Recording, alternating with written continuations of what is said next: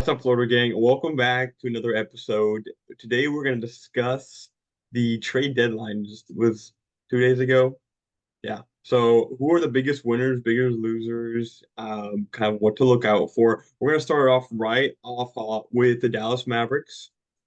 Dallas Mavericks got Gafford and PJ Washington. They even got two second round picks. And in those deals, they lost Grant Williams, Seth Curry, a first rounder, and something else for Gafford. I don't remember. But I guess to really start is, so what do y'all think as far as the effect this has like immediately on Dallas for this season? I think it's a dub trade for Dallas, honestly, or both of them. Because I think Gafford's obviously big. He's pretty straight up five. He can't shoot very well, but I think that's exactly what the Mavericks need. And they have Lively, who's been really good, but he's been really injured too. So I think Gafford is a really good piece for them. And then Washington, I think is almost a better Grant Williams. Not as good as defense, but I think he brings a lot more to the team than, or both of them especially combined, than Seth Curry and Grant Williams did. And I think in this case too, like the Mavericks are not necessarily like a win now, but they're more of in a let's like actually start building a good team, a championship kind of contending team instead of just, well, we have Luca and now we have Kyrie, but what else do we have? But I feel like now they really have more pieces to actually start rolling with and start playing with. Yeah, I like the deals as well. PJ Washington, he's a good fit. He can hit threes.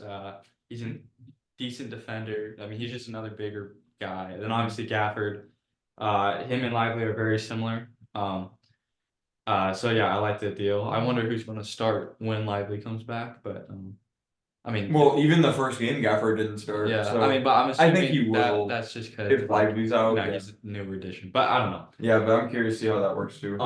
Yeah, I mean, they improved on their weaknesses. Not to like a tremendous amount, but they did improve, and I think that's what you got to do at this point. I mean, they're still the 8th seed right now. They may be higher in the coming days, but I mean, they gave themselves a fighter's chance in my eyes. I still think they're not in the upper echelon. Um, I mean, they're probably just still in that middle pack to me. But I like the deals, and obviously when you got Luka Doncic in the series, take it. So Yeah, but for me, I mean, the Mavs definitely moved up, and just like I said, I mean, they're not contenders yet, but they definitely moved up just because I feel like they have more talent and good fits to the team. So I do think, to me at least, they are more of a threat now than they were before. oh, for sure. Yeah.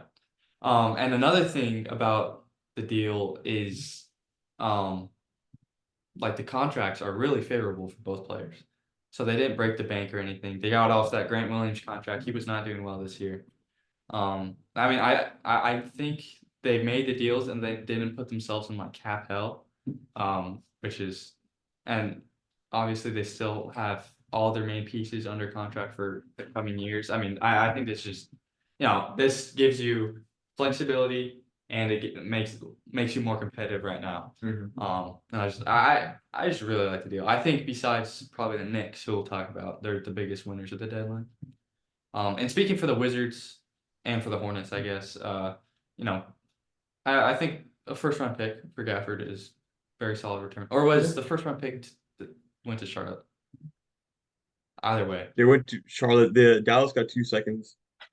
you mean the Or Wizards? Wizards, yeah. Yeah. But I think that's still a good return. yeah, that's a No, solid return for Gafford. Dallas got 2 seconds. I'm pretty sure with Gafford. Did Grant and Seth both go to Charlotte, or did Yeah. Grant they did? I don't think Dallas got 2 seconds. Yeah, Maybe. Dallas got two second round picks with PJ Washington. That is. Oh, okay. Well, either way, I think the Wizards. I think that was a good trade to make. Gafford. I mean, like he's a nice player to have, but he's not really needed right now in the rebuild. He's not crazy young, so I think it was a solid trade to make for the Wizards. And there was talks of them and the Wizards, or the Mavericks and the Wizards, potentially Kuzma going there, and it was like almost at the finish line, and then the Wizards cut it off. So that would have been interesting. I think for the Mavs, it's a win. right? Yeah. Gafford, he's kind of a vet, but kind of not. So you still got H. He's 25 years old for the record, guys, which is one of the things I love for the Mavs because they are short-handed on draft capital, is they get another young guy. Yeah.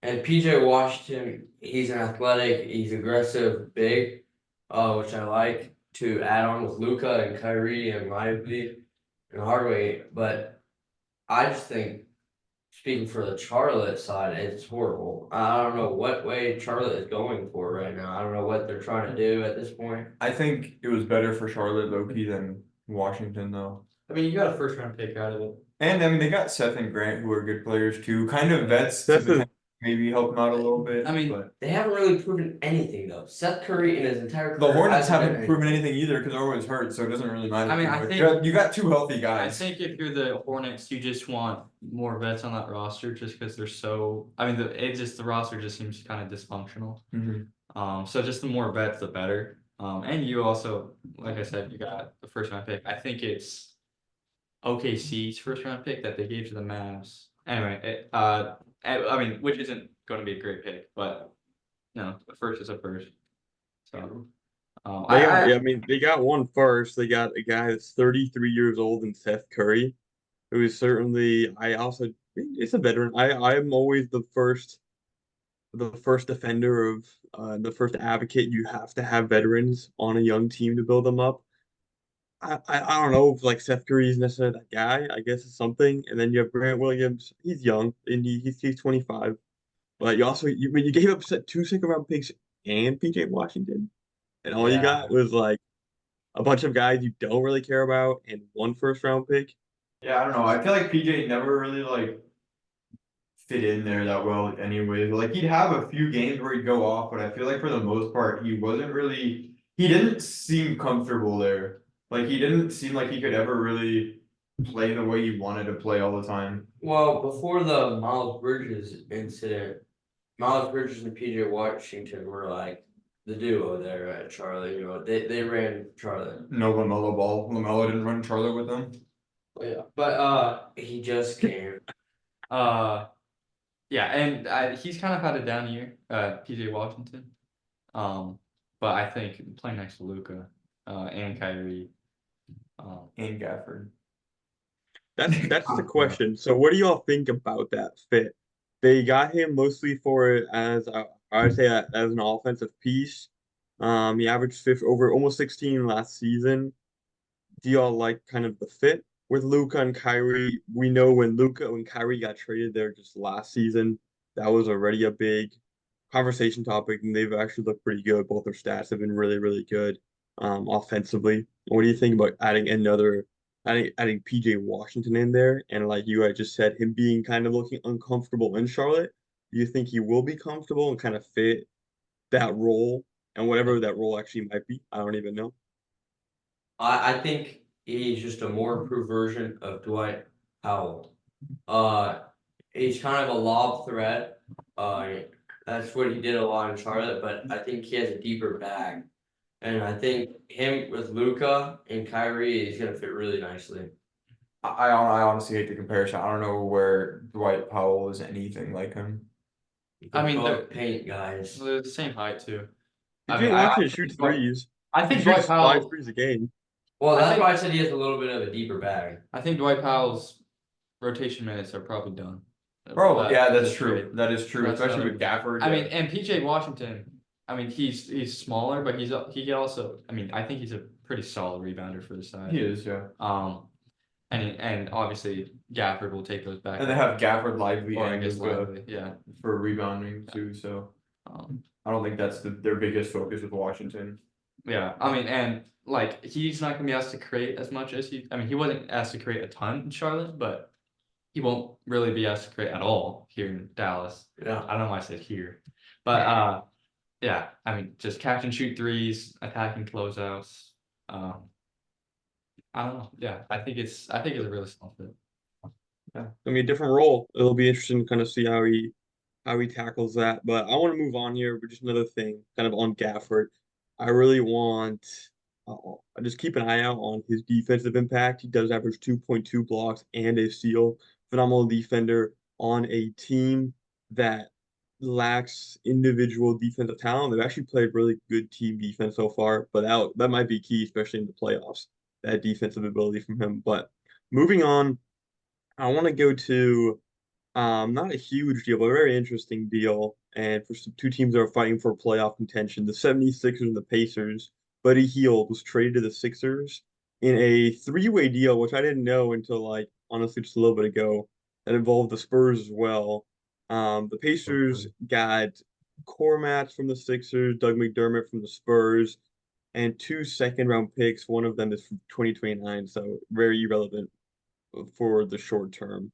And then they cut Korkmaz, right? I think they cut I don't Korkmaz. know why they cut Korkmaz. Honestly, I like the return in theory because he's a pretty similar player, but then they cut him, and I was like, why? I mean, I think this move. I don't know. I mean, so Buddy Hield's a free agent at the end of the year, so maybe they were just like, oh, let's get some value for him while we can. But I feel like you don't trade for Pascal Siakam and just be because Buddy Hield's a big part of their offense, his shooting. And Recently, he hasn't been though. but still, just in general, Buddy Hield's offense is a big part of. We know what he's Pacers. capable of. Yeah, and now that's just completely taken away. I mean, I guess you replace him with Doug McDermott. I mean, and they're not the same player. I mean, Doug is also a way worse. Buddy's. I mean, I'm assuming they're probably gonna play now Hallie, Nemhard, Matherin, Siakam Turner, and then or Neesmith even too. I don't think Matherin's ready for that. I think starting Neesmith will. spot. It'll be Nemhard and Neesmith. I think they just got worse, and Yeah. it's kind of weird because they just traded 3 first-round picks for Pascal Siakam. Yeah, they got 3 seconds back now though. Yeah. I mean, so I like in general, I don't think it'll affect the Pacers in the long haul. I think they created some cap space with this deal for the upcoming free agency, but I just think it was kind of a weird trade. I thought they would have just stuck with their roster and try to go for it. It's really nice for the Sixers. For the Sixers, I do love it. I mean, I would have loved it more obviously if Embiid was playing. I mean, you're just getting another guy that can create, another guy that can shoot, and that's something that they need. I mean, we see it now. They're so reliant on Embiid and Maxey. I mean, and so Hield helps with that to an extent, but Yeah. without Embiid there, I don't know. Sixers are kind of just meh to me. They needed a sharpshooter, and when Joel Embiid comes back, he's gonna have a very important role, I think, for the Sixers, being that sharpshooter now that they've been missing all season long. I think they had Nick Batum, where they were kind of. They had Furkan, okay. He's a pretty good shooter. That's actually, though. exactly They my didn't play. point. I know. They had Furkan and Nick Batum, right, relying on as their mainly sharpshooters, and now they're getting Buddy Hield, who had 2 seasons ago, I think, the best 3-point percentage. I think it's a great deal for the Sixers. Pacers, I think, lost on this one. Yeah, I originally didn't like it as much because I didn't realize there was 3 seconds, and obviously it's just seconds, but I do think that helped the trade value a lot for the Pacers. Because otherwise they literally would have given him away for nothing because I mean, I guess Doug McDermott technically, but I don't even know if he's gonna get minutes. But yeah, because they traded Morris for McDermott, dropped Furkan, but they still have the 3 seconds. So basically, they traded him for 3 seconds, which isn't horrible, I don't think. Especially since he's a free agent, who knows what his plans were. He might have even told them, hey, I'm probably. One of the seconds went to the Spurs. Exactly. One of the seconds went to the Spurs. They only got 2 That is seconds. true. 1 second went to the Spurs. That is true. They needed to replenish their draft capital a little bit. I get in that sense. And like if Hield was going to walk, I also get it. I feel like they should have gotten someone back. Yeah. Unless the George returning to Indiana rumors are true, then that's interesting. But I don't think that's He can- happening. I don't know about that, especially because I mean, right now they're. well, yeah, that's what I'm saying. I mean, I don't know. I mean, I Unless- think they're going to go for a big time free agent, I guess. But I don't know. It's Indiana. Not a ton of people are going to. Well, maybe Paul George, he's gonna win his ring this year, and he's gonna be like, all right, now I I'm gonna mean, bring back to Indy. I think if he doesn't win a ring, he would go back to India. Yeah, probably. If probably. they didn't win the ring, everyone He's would say, staying. yeah. I think rightfully so. A lot of people might have the desire to play with Tyrese Halliburton. He seems like a really awesome guy to have running your point. And apparently Miles Turner makes some people's list too as one of the best guys to play with. So, but He's a super cool I guy. definitely, So. to Deacon's point, I think the bottom line is if you're making moves to compete now and win now, like Pascal Siakam, whose contract expires after this season, like you said, trading away 3 firsts, you would expect for Buddy Hield, let's get another win now, like a player that would immediately affect them, and they didn't get that. Not at Yeah. all. Not even a little bit. Or maybe you could say Cork Mass, but they cut him. So it's Mhm. really weird trade. Sixers awesome. Devontae's point, they need a shooter. They had Tyrese Maxey last season, but he's taking now a bigger star role, and now they have another guy. Just money. Buddy Hield's been up in 3 point conversation to some like the best over the last season or two. With like just as one of the best, really kind of underrated. And so with Embiid's game, which I've always kind of knocked him on, growing to learn how to be a better playmaker and kick out when he gets double teamed because he's just that good offense as a scorer. But he was going to be invaluable in that. So as a playoff team, he's money move for Sixers. I think they win it hands down.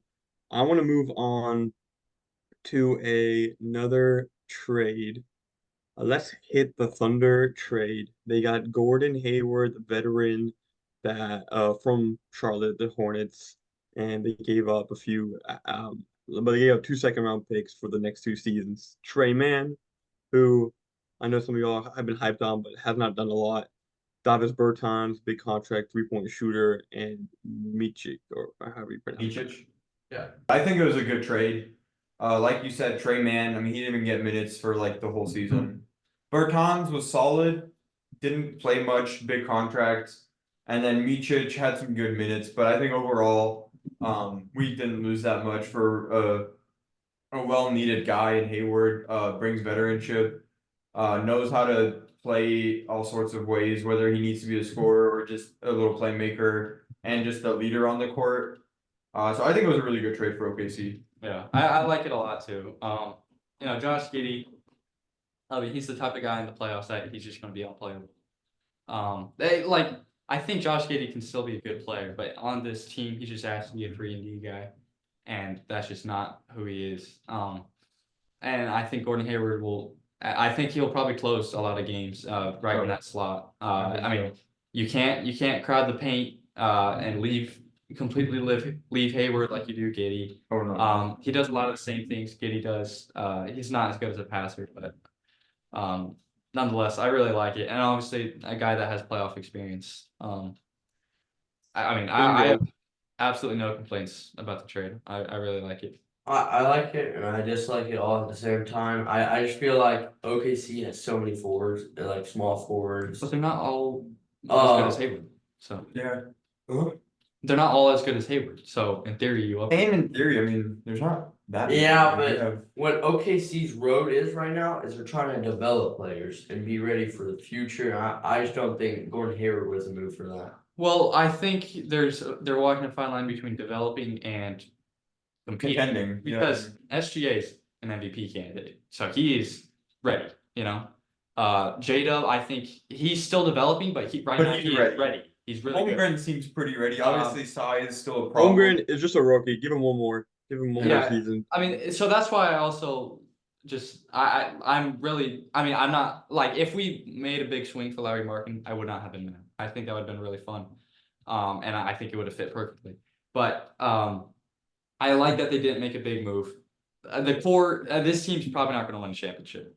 They're just too young. Not No this team. year, yeah. No, yeah. Oh, yeah. This year, not this year. They're probably going to win a championship at some point. But Chet's a rookie. J-Dub's a second-year player. I mean, we've almost never seen teams with that type of core go to. Giddy's just not that level for championship not. contender He's type not. player. I mean, like look at all the other contenders. They don't have a weak Weak link. Yeah, like Giddey. And Giddey, let's not don't get me wrong, he has his good games, Oh yeah. but he like I said, he just doesn't really fit. He's more of a weak link than he is a power link for us. Yeah. And I do want to say, I know this wasn't part of the trade deadline. This just happened not too long ago. But I think the signing that the Thunder made for Bismack Biyombo, like we said like 5 weeks ago, they should do was also really great for them as well. Veteran, like I said, Holmgren, he's great, but he lacks size. Biyombo can bring that, and I hope Chet Holmgren can learn something from him as well, just partially from that veteranship as well.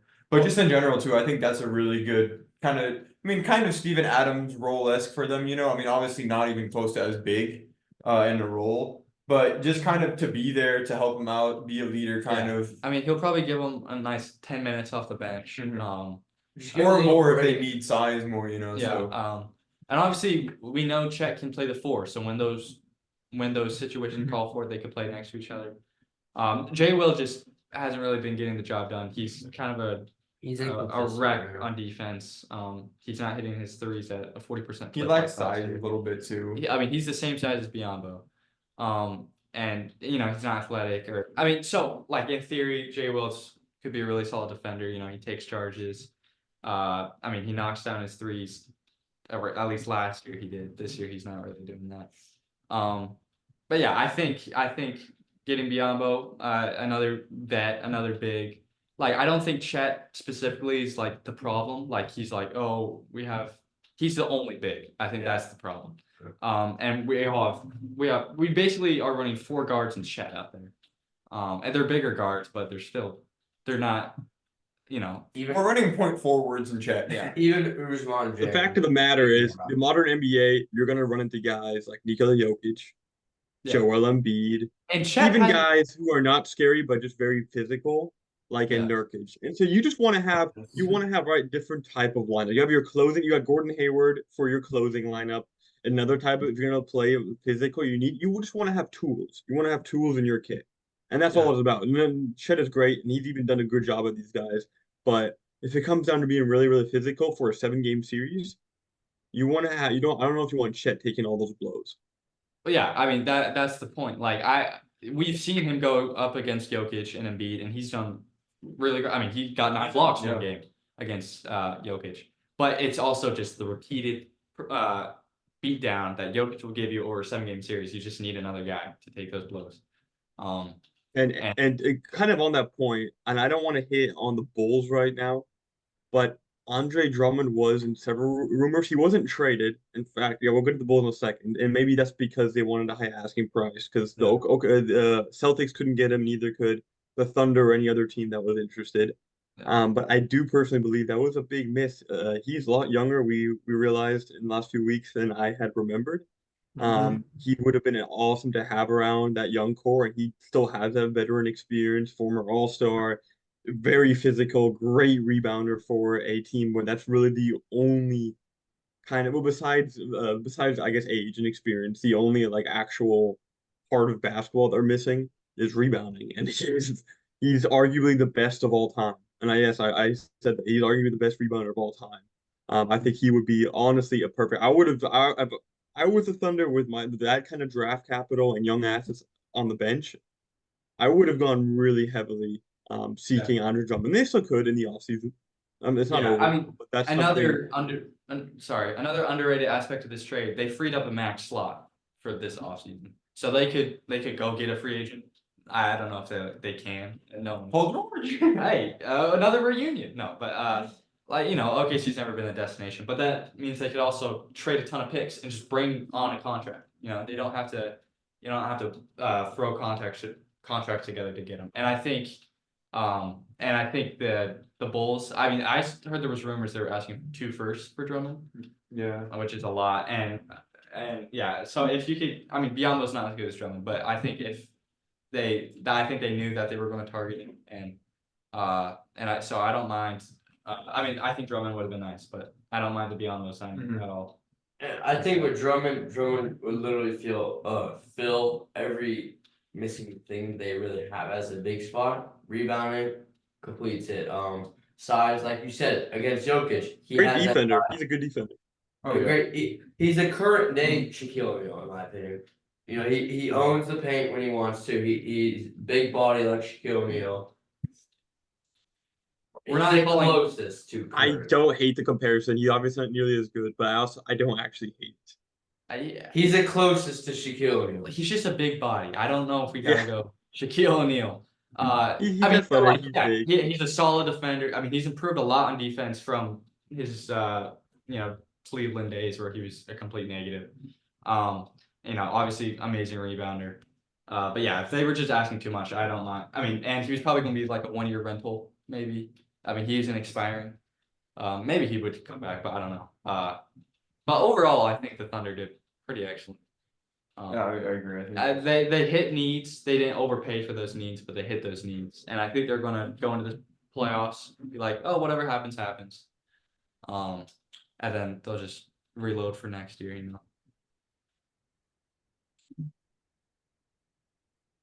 Fair enough, fair enough. Um, one other trade, of course, is the one that we predicted. The New York Knicks got Bojan Bogdanovic from the Detroit Pistons. And just a fun fact here, kind of a little intro before we get to the New York Knicks are at like I think 15, so right in the middle of the league on points per game. But this is given that they're 29th in points in possessions per game. So they're top, I think, 7 in points per possession. So they're actually scoring extremely efficiently. And now you add a guy that's a 20 point per game scorer. He won't put up that many on the Knicks. All right, I'll just put that out there now. He's shooting, he's a 40% 3-point shooter. He pretty much has been around his whole career. And I also just saw like an hour, like 2 hours ago, that he is now the 6th player on the Knicks that is shooting above 39% 3-point shooters. And you can throw out McBride because based off the sample size, the other guys are all legit, like even Shenzo Brunson. So this Knicks team has all of a sudden become with the OG Anunoby trade just a few months ago, and now Bojan. Um, and some of those eyes a contending team.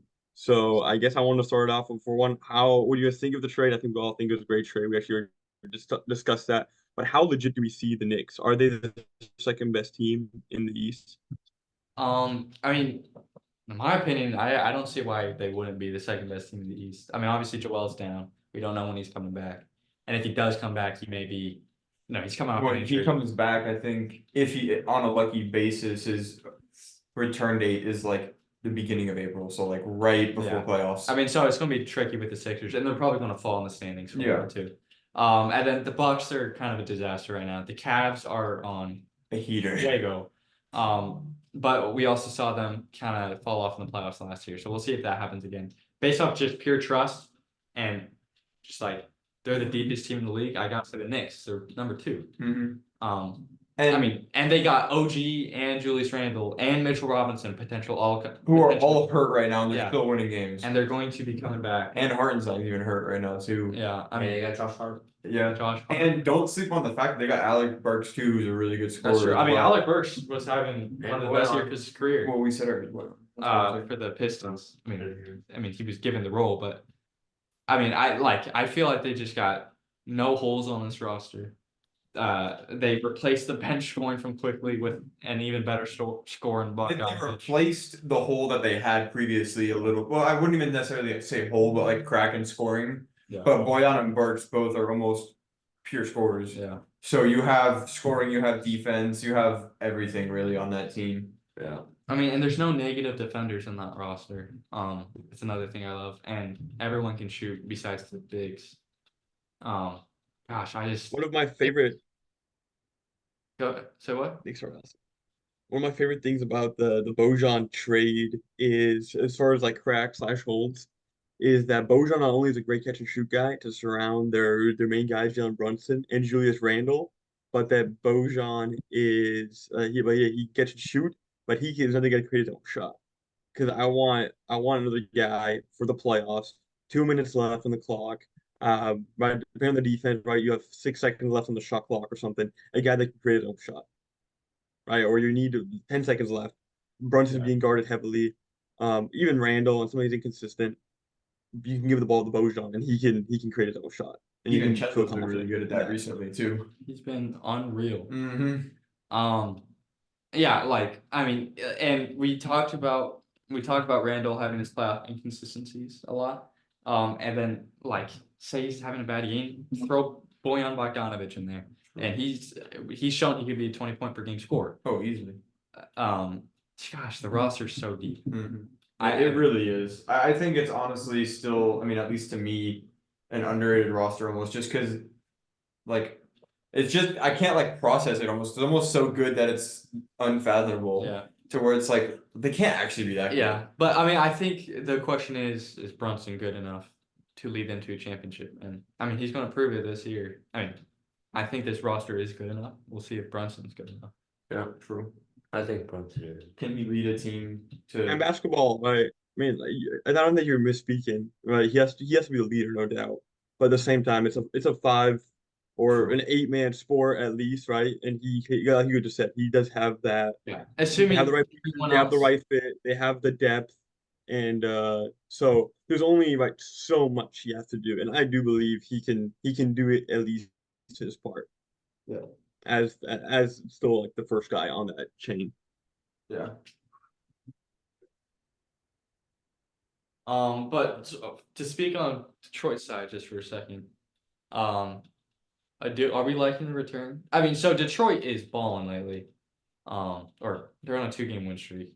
That's balling for them. Yeah, And one of them came in a 23-point, yeah, man. 16-minute comeback? Yeah. The trades were horrendous for. Yeah, they didn't really get that great return from So what I remember. before the season, they denied a trade Bojan Bogdanovic for 2 first-round picks, and then they traded Bojan and Alec Burks, who's having one of the best seasons of his career, for Quentin Grimes, Evan Fournier, Archie Diacono. I can't say his name. Yeah.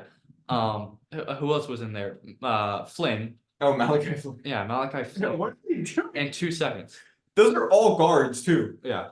Well, so I think Quentin Grimes, he's a young 3D prospect. I don't know. I feel like they just They basically just threw away their age get the management out of here. because they dropped Harris too. I mean, maybe I don't know.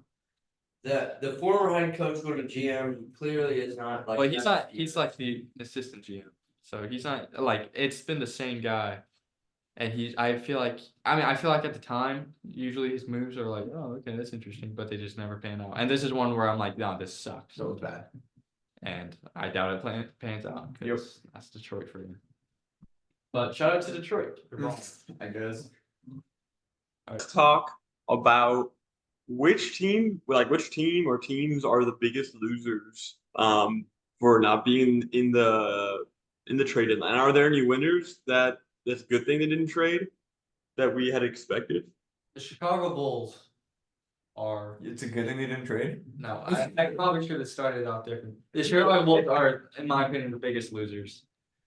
Like, what are you doing, man? Like, I so- second that. The Hawks are bigger losers. Well, I'll get to that in a second. So the Bulls, DeMar DeRozan expiring, Alex Caruso, teams were given or were willing to give a first and then a valuable or maybe not valuable, a young player. Though we were getting offers like that. And then obviously Levine was kind of hard to trade since he got the injury, but you should have traded him earlier. Yeah. I don't know how many offers they were getting, but it seemed like Detroit was serious about it. But at the end of the day, you just not doing anything is insane. Yeah. Get something for DeMar DeRozan. I mean, so even if you want to keep DeMar DeRozan, I still think that's super dumb because you're just again committing to mediocrity. Well, I think their problem is they're committing to Lonzo Ball way too much. That's true. They're like, oh, once Lonzo comes back, no Best seed ever. player has ever come back from the injury that Lonzo Ball has. Brandon Roy had it. I think Greg Oden had it. Well, nonetheless, come back from an injury that takes this long and be the same player you were. I mean, we've seen Klay Thompson. He is not who he was. Build around Kobe White. I've seen Kobe White be cooking. Build around Kobe and Andre Drummond, baby. Well, And it's not even like Lonzo Ball, guys. Is a GOAT candidate. It's not like he's LeBron It's not like he's even Steph Curry or anything either, right? He's just like I he had a get- good season. They were playing well, no doubt. But at this point, it's what his third They season? don't even have like any playoff success to show for Lonzo Ball is the They have answer. one playoff win in this era. Yeah, big time. No. And One yeah, series win say or one straight up win. no one straight up win. And say Lonzo Ball does come back. So they were the 1 seed at one point when Lonzo Ball was playing. Yeah, but their record versus 500 teams or over 500 teams was horrendous. They beat a ton of bad teams. Like I think they're just a solid team.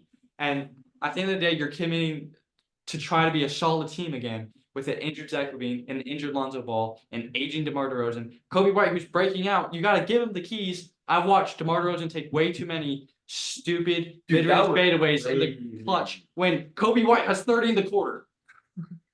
It's ridiculous. That was insane, bro. I have a love-hate relationship with DeMar DeRozan. I'll be fully honest. I love him so much. At the same time, he just like he does the same thing. Like as far as like impactfulness at winning, he's low-key not that guy. I And mean, I think he's just not a one option or a two option. Not anymore. Not anymore. Yeah. Yeah. I like Used to.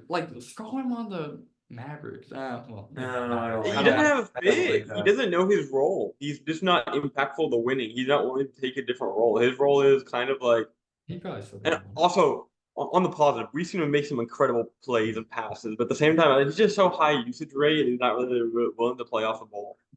Yeah.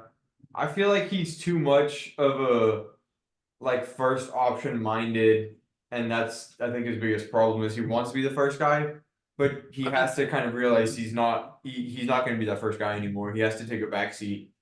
I think that's kind of where the biggest problem with him is. I mean, but also the Bulls are. I mean, there's reports that they want to resign him. First of all, you're going to have to overpay him because I mean, like he's going to go back to a losing situation, which you are. So they're going to have to overpay him to keep him, and then you're overpaying a 34-year-old DeMar DeRozan. That isn't helping your team. Yeah. As good of a player as he is or was. Yeah. I mean, the signing initially, it was a great signing. He was really good, but I think it's just time to burn your bridges, and just Kobe White is a great young player, and that's like the one ray of hope that you've done. I mean, it wasn't even the current front office that drafted him, but you could take credit. I don't care. Like it just build around Kobe, or just build or just like let Kobe be just the guy for just a little bit, see if it works. Just blow it up. Yeah, blow it up. Loki, yeah.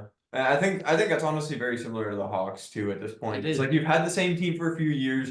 It doesn't work. At least the Hawks had some playoff success. That's true. So I get them trying to like That's true. finagle their way, but at this point it's just like It's been what, 4 seasons? I think it was It's been 4 seasons. well. So 4 or 5, let's say yeah. they lost the Heat in the next year, and then they lost the Celtics. So 3 seasons.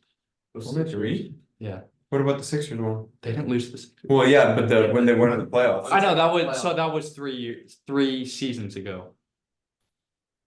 Right. Either way, it's been too It- many it's years been without too- really. I mean, they were first round exits the last couple years. Yeah, because that Sixers exactly. That Sixers was 4 or 5 Yeah. years ago, and they haven't had anything since then. Because of the bigs and Trae Young, It's I love Trae Young.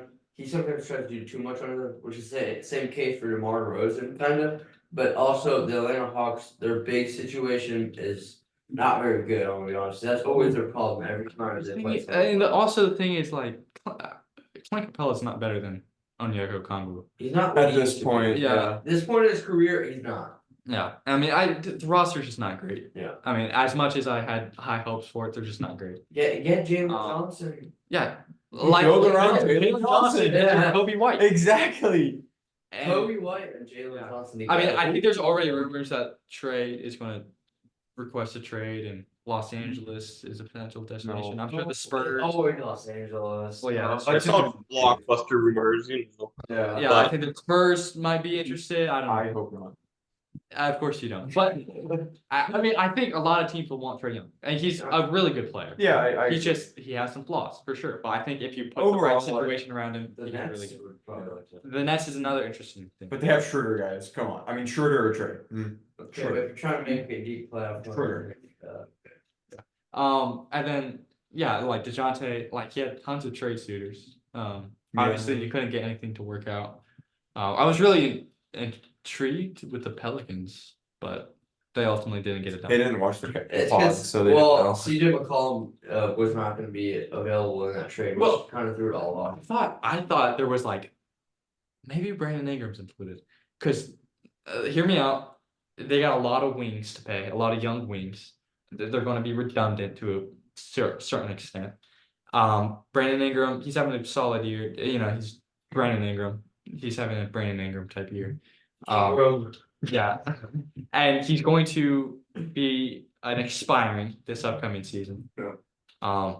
And I don't know. I think the Pelicans are just trying to stick with what they have. Did Let they Zion make any play trades? in the system? Huh? Did the Pelicans make any trades? I don't know. I don't think so. I don't think No. they did anything. And I kind of like that. Which I think is they're fine just for trying them. to get the system to go with Zion right now while he's still able to play, and hoping that he will play for a long They're time. not even close to how the Bulls or Hawks are though, where it's like, all right. No, yeah, I like the Pelicans not doing anything is I think like honestly, like I wouldn't say a good move, but it's a very we respectable. could get move. away with it for sure. Yeah. The Hawks is just inexcusable. I mean, even Sadiq Bey, who was on an expiring contract, get something for him. I can. A lot of teams would want He's been Sadiq really Bey. good recently, actually. There's Yeah. a But team though I really want to talk about. A lot of like argument I think going on in the team, a lot of hate. Is the Warriors. Steph Curry Yeah, I was hates gonna basically everyone right now in the Warriors. The staff, the players. He's just not liking what's happening in Golden State. I don't really blame him. Do y'all think they should have traded Clay or someone else? I think they should have traded Wiggins. Wasn't there even a trade that came close? Or am I mean, I think there was a couple teams that wanted The Wiggins. Pacers were interested in Wiggins.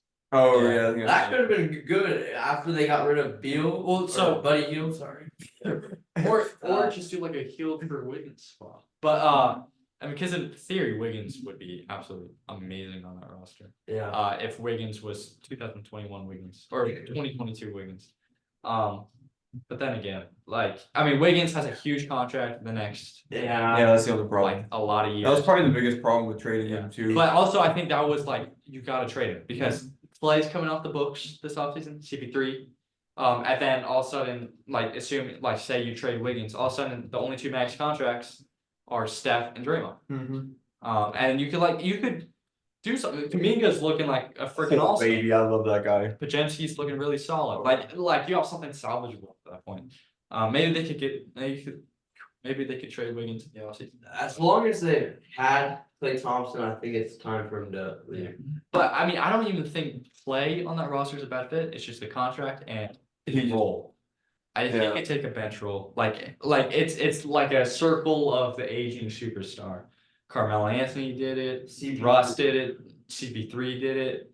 And I think it's just Clay's time to be like, I'm a bench player, and that's fine. And I think he'd be good as a bench player. Yeah, speaking of CP3, I did hear some light rumors. Yeah. I don't think it was I mean, I didn't think it was really gonna happen, but about CP3 potentially getting traded, do you think they should have tried to go harder at that?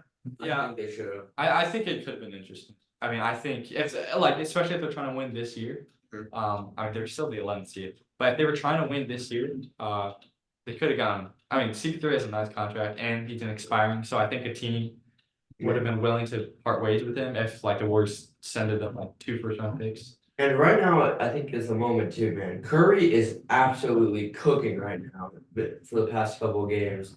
Last game, what was he? 11 for 16 threes or whatever. Like he's been going off, doing the best he can, but his supporting cast has not been the greatest. No. It's just a bummer. They could have at least given some help this season if they want to kind of wait till the offseason, like Deacon said. For one, risky, like Steph Curry is aging, even though he's playing out of his mind.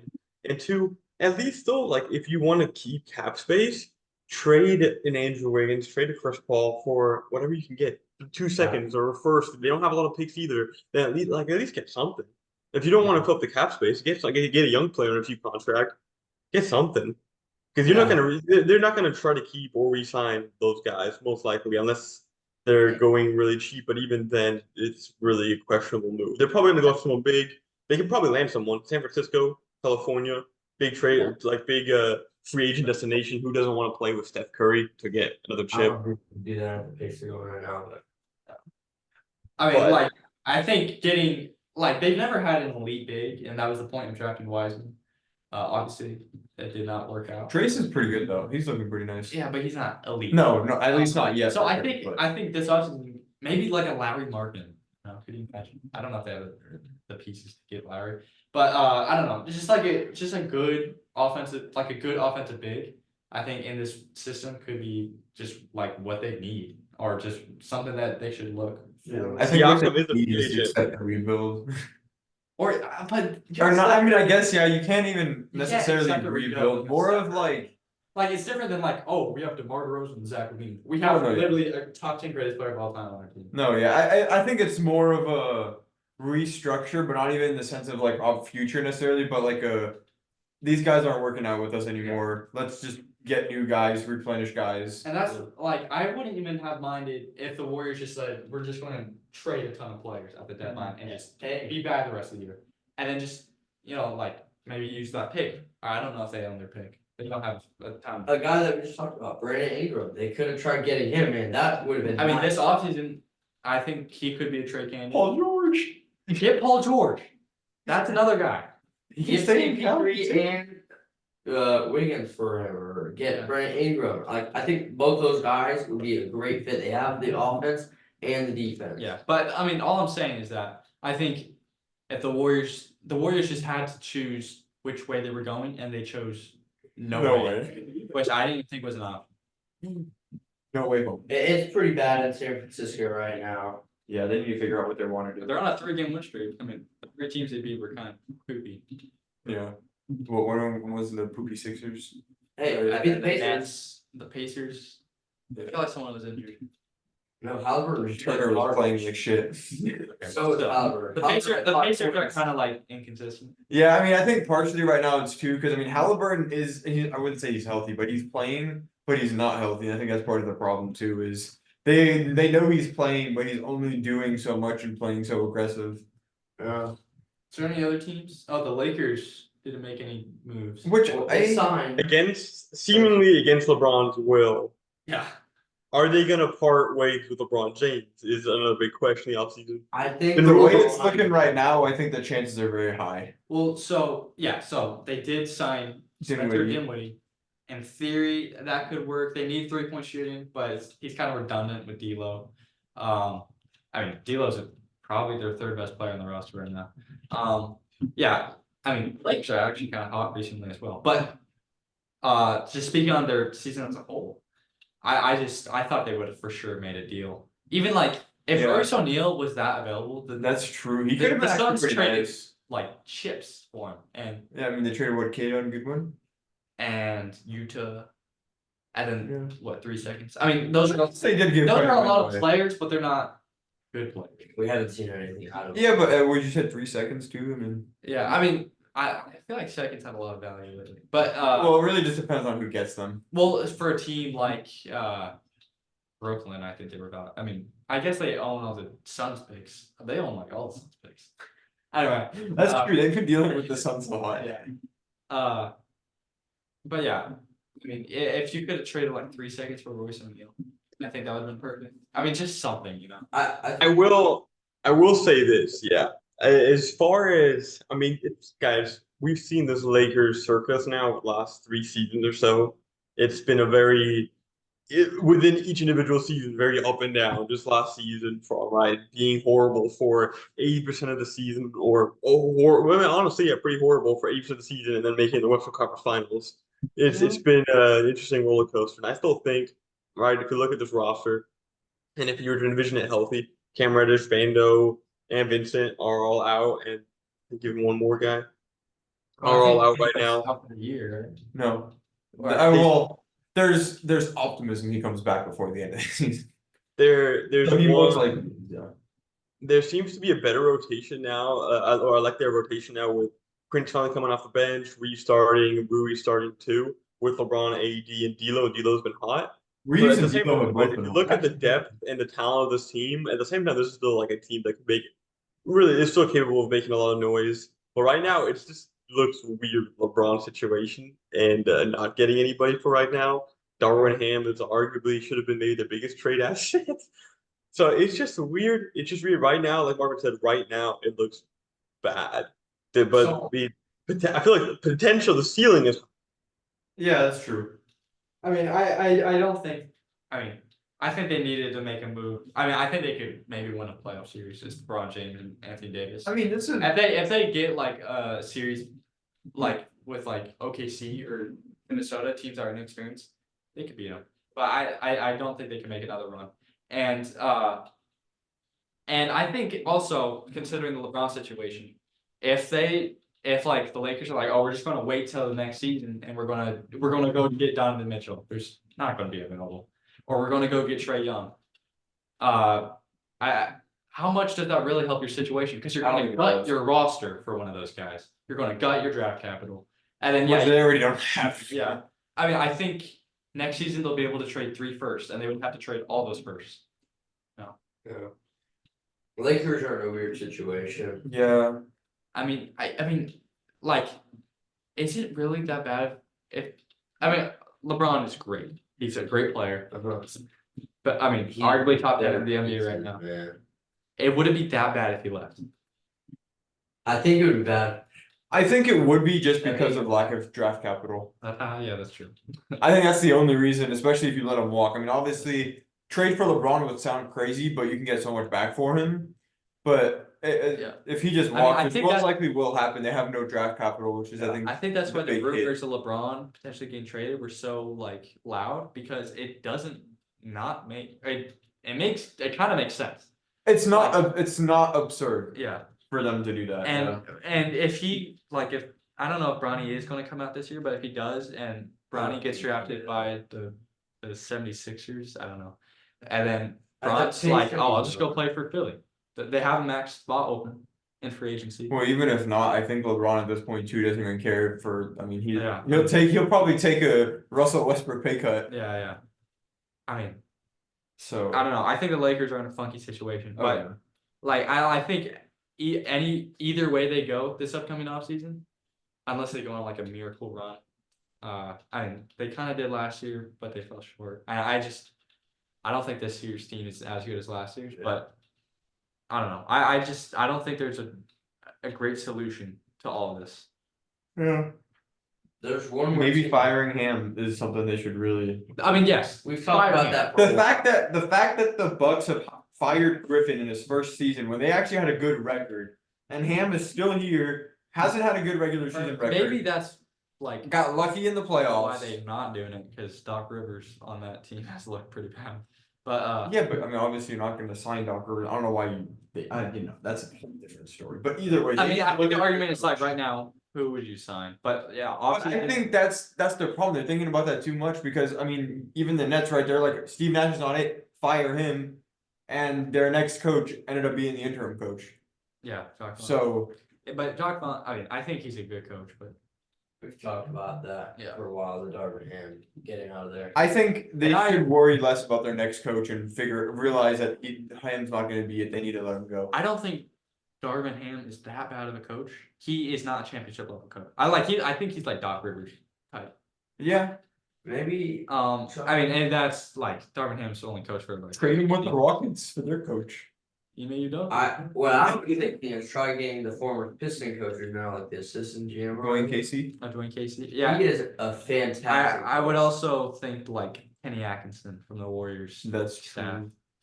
but I don't know. That's all. There's another team though. There's one more team I want to talk about. Who? It's the Brooklyn Nets. I think they made Yeah, a sure. good move.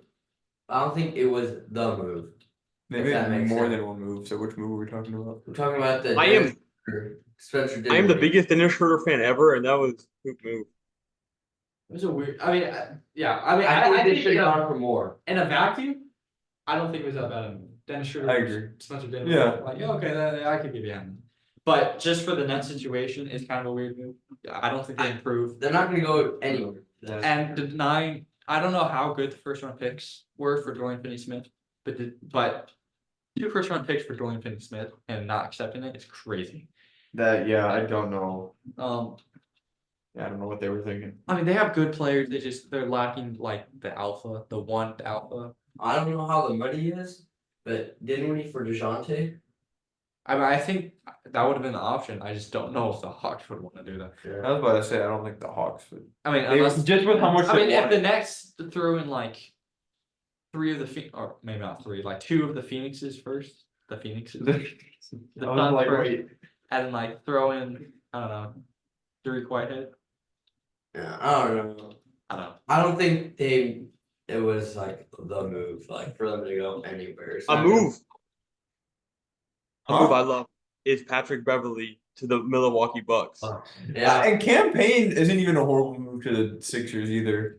I think the Bucks won that. I No think so doubt. too. I agree. They That was missing money. defensive guard. I agree. Patrick Beverly is the perfect guy to get. Yeah, it was a good trade for the Bucks. It's question is that enough to sure I mean, up there? What is their hole? The fact that Crowder just came back too. Or if you freaking play Marjon Beauchamp. They don't have a hole right now. They just need You're telling me. They just need Damian Lillard to get his freaking field goal percentage up. But here's the thing. Bingo. Here's the thing. They're still the number 3 team, I believe, in points per game in the league. So even with as inconsistent as their offense looks, the fact is what we knew already when they made that trade. They have Dame and Giannis, and then there's still a lot of other good offensive talent around them. So the offense is just going to be good. The problem is their defense has improved, and we don't even know why, because they have Jay Crowder. He's come back from injury. They have Beauchamp, who they haven't been using. But that's why I love they got Patrick Beverly. I mean, you would expect and hope that he's at least one of those guys is going to get a little bit more usage and kind of bump that defense. Because if they make all of a sudden from now on have just at least first half like one of the better teams, better than average defense in the league. If not even, I feel like with their roster they could have a top 10. With their roster, I think they could. But if they can actually start just playing a little bit better defense, I mean, all of a sudden the Bucks were really kind of back to that hype that we had them at when they made that Dame trade. And so Patrick Beverly, just for that, because that's really their only hole, and Loki not even that big of a hole because they have honestly good roster defenders at the guard. But he's like a true guard defender, and he's good at it. So, and he brings some energy too. So I hope that kind of rejuvenizes the Bucks a little bit. Hopefully. I mean, they're 1-0 with Pat Bev playing. That was against the Hornets who couldn't make a shot. Yeah. But still. Hey, Pat Bev, let's go then now. He doesn't have his threes. Yeah, Shot, I mean, what, yeah, three like- shots? He I made think all three. it was a nice addition. Yeah, I think that's the extent of it. I don't think that changed my mind about the Bucks. I mean, I was obviously they were mine. I mean, I think they the were my Bucks- championships at the start of the year. I think their Bucks. I mean, their biggest problem is more internal, not in the sense of roster players, but just Yeah, the roster's not. I mean, like I feel like they got a lot of solid defensive they players. have In plenty theory, of what they need Crowder, on both Middleton's sides. always been a solid defender. Obviously, Giannis and Lopez. Lopez are both Now depoy Beverly, like contenders every year. I think they do too internally, like you said. I want to move before we wrap this up. There seems to be a lot of like Giannis frustrations throughout the season, and it's just kind of it's just almost like where is this coming from? Like what's boiling up inside of Giannis? Is it right? It's probably multiple factors. I don't know if something going on with his family or his home, or I think it's just something to do with the team. But I don't know if there's chemistry issues or if the media noise getting too loud and he's just like he won that one chip first round exit last season. I don't know, but there seems to be a lot of boil over and kind of negative energy. And even though Pat Bev is kind of a weird energizer, I wonder if he might just help. Like he might just in a way help and just have Giannis kind of still be Giannis and kind of aggressive and outspoken, but kind of everybody locks into the game really and focus on. Even Damian Lillard said that too. Damian Lillard gets that quote. Like people think I'm just a basketball player, but I have a lot more going on. He's coming off a divorce. There's just a lot of kind of other things. Like they're not just robots that play basketball. They're just human beings. So a lot of things boiling over, and that definitely affects. Yes. Gosh. I think Pat Bev is a So- great team leader, especially in these scenarios. You know, like he is usually always on his teammates' side that we've seen in history. Like LeBron getting fouled, gets a camera. You know, he's not afraid to show emotions for his teammates and whatnot. But he also knows, like, hey, you gotta we gotta work as a team. You know, this is a team game. Let's go. We gotta roll. So I think that part is great. You know, team leader who can really stick up because Giannis, he's still young. Dame, in a weird situation right now. Coming from Portland as a team leader, I don't know if they really figured out who's like the main guy. I think they do know it's Giannis, but I don't know. I think it's kind of weird right now in Milwaukee. Yeah. Gosh dang it, I lost my train of thought. I mean, Marvin, go ahead. Yeah, I definitely think it's just some boil over from Giannis that we don't really know, and obviously we don't know exactly how Lillard is feeling with the divorce. Because, like we said, he is shooting worse, and potentially that could have some effect on that as well. So I'm curious if there is just, I mean, some of it might be a little bit of frustration from Giannis at Dame too, being like, "Hey, like I know you're better than this. Like, what's going on?" You know. So it's a very interesting situation, and I don't know if it's chemistry, right, internal in each, or not each player, obviously, but certain players But yeah, there definitely seems to be some kind of boiling over water in I that. think the most underrated Organization. Bucks move was getting Giannis to sign that extension, because imagine all this was happening and That's Giannis true. was a free agent in the That is true. coming off season. That is very true. This is very true. I mean, to wrap this up though, so who is your guys' biggest trade deadline loser? Like, as far as who did trade and who's also, if you have one, biggest loser that made a trade. Oh, biggest loser on Main Street. I mean, I think biggest loser that didn't make a trade, probably the Hawks. Maybe the Warriors, honestly. Or I think it's For me, I have to say, the Bulls. I feel like Hawks. To Deacon's point, they have still a good enough roster, and some guys they can still trade. Yeah. They're still good enough the way they can make it. They have different directions. The Warriors, kind of the same thing. We kind of just talked about, which never really like they could still have a really good all season low key. Like they could in a weird way, they could. But the Bulls, and I guess they kind of could, but they're kind of in a rebuild situation. They're going to lose DeMar DeRozan probably for nothing, and Loki even worse. They re-sign him for a lot of money. Zach LaVine took an advantage of him trading him before he got that surgery. I'm positive they were aware that he had a choice of making a surgery getting a surgery, and they waited. So they could have gotten honestly, they could have gotten 4 first-round picks for Caruso, DeRozan, and LaVine, and they got nothing. Yeah, and even Drummond potentially too. Yeah. I'm sure a team would have been willing to give up a first for John. I think I think I have. they probably were. I think I have both. I think they were just asking for a ridiculous amount for all their players. Yeah. I think I have both mine. I think the loser that didn't make a trade, we're gonna go different route than the Bulls. Switch it up a little bit. Warriors. I talked about them a lot. I just realized the Warriors did trade Corey Joseph. Oh, They that's technically true. made They a did make trade. a trade. They did. Where'd he go? Oh, he went to Indiana. What they give away? Cash. It was just cash. And it was that pick too, or was it just cash? No, I think it's just cash. Yeah, let me finish out. The biggest loser that made a trade, I think, is the Pistons. Yep, I was thinking the same thing. I don't think there's much to add on to that. Yeah, I think that speaks for itself and what we said earlier about them. They really didn't. Maybe the Raptors. I don't know. Yeah, Traded well, away for. The trade wasn't bad. It was they waived it. which is technically part of the trade. But also the trade for Olynyk. I feel like that Oh, then I can overtry. it just and you gave him a first. That It was- didn't- Yeah, Yeah, still that feel was like the Pistons- weirdest trade of the day. I still feel like the Pistons Yeah, were. I think- They just kind of seem to throw away players for nothing. Yeah.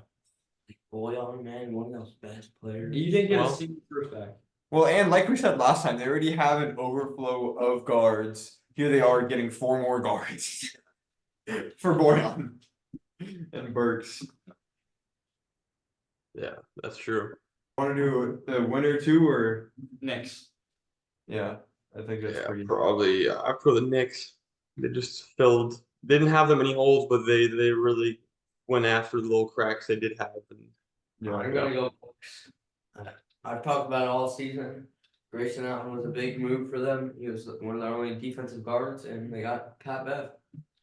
I think also another big winner is Gordon Hayward going from Yeah. Charlotte to a contending team. Yeah, I think that's honestly an underrated. I mean, even to me, I'm like kind of like, okay, we got Gordon Hayward, but I think especially for what we gave away too, I think that was honestly a really nice pickup for them. I mean, yeah. that's gonna wrap up our trade deadline episode. Comment your winners and losers. Comment if you like Deacon's haircut or not. Floater gang out.